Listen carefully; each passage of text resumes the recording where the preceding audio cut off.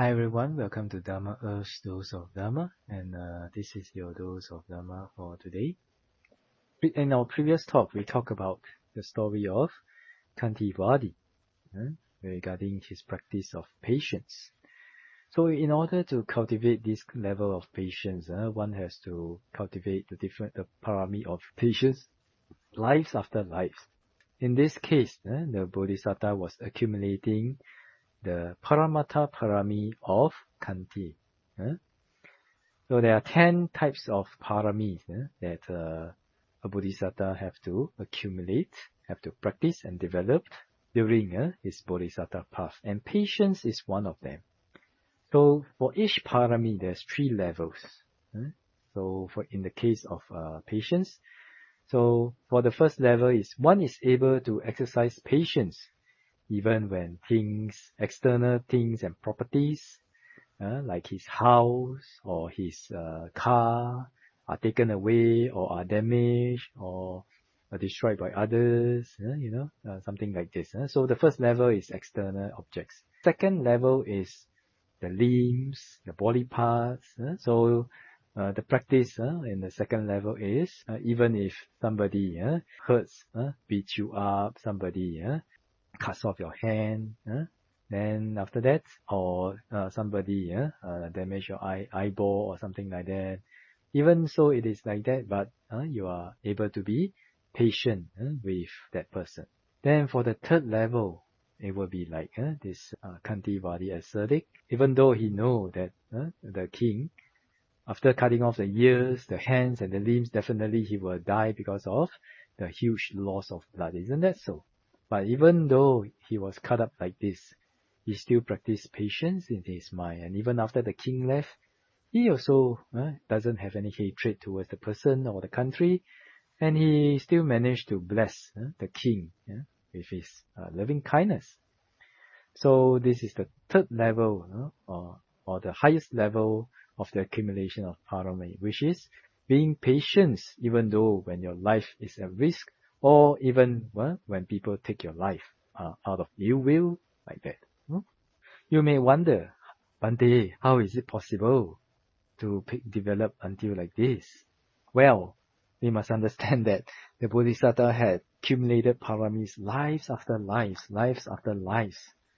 countless lives, in order to be developed until this level. That's why if we understand this, we can know and understand that the virtue of a Buddha is really, really immeasurable.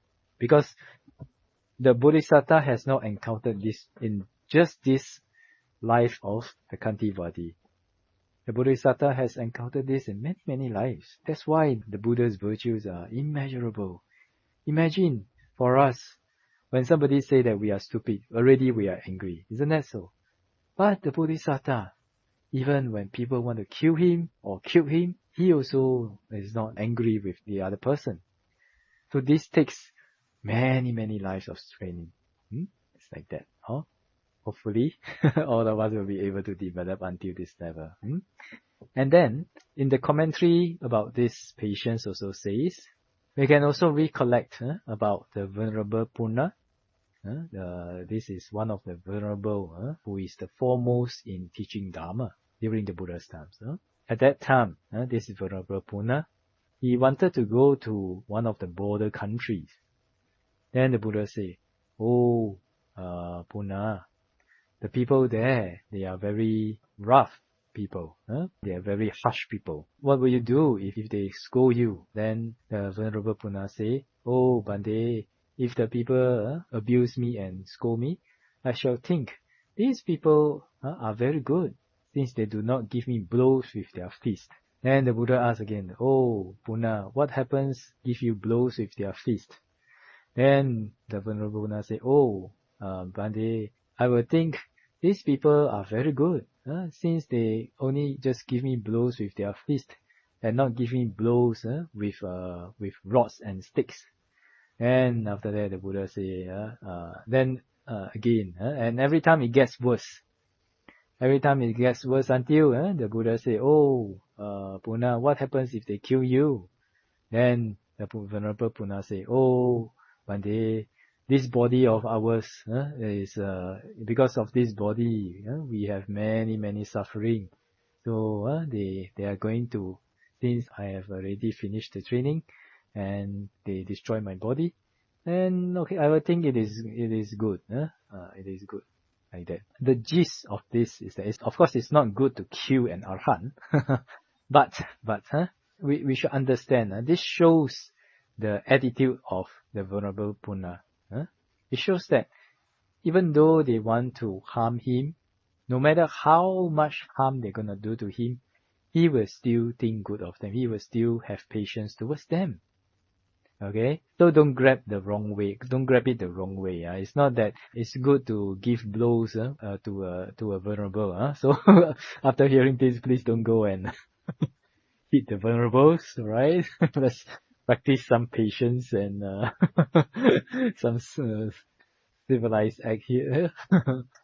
But yeah, we should take the gist of this story. The gist of this story is that even though no matter how they're gonna do, they're gonna be rude to him, how they're gonna be cruel to him, he still has patience for him. So the Buddha, after seeing that he have this quality of this patience, then he allowed the Venerable Punna to go to that place to preach the Dharma, like that, to spread the Dharma there. Right? From this story, we can also use it in our daily life. So sometimes when we encounter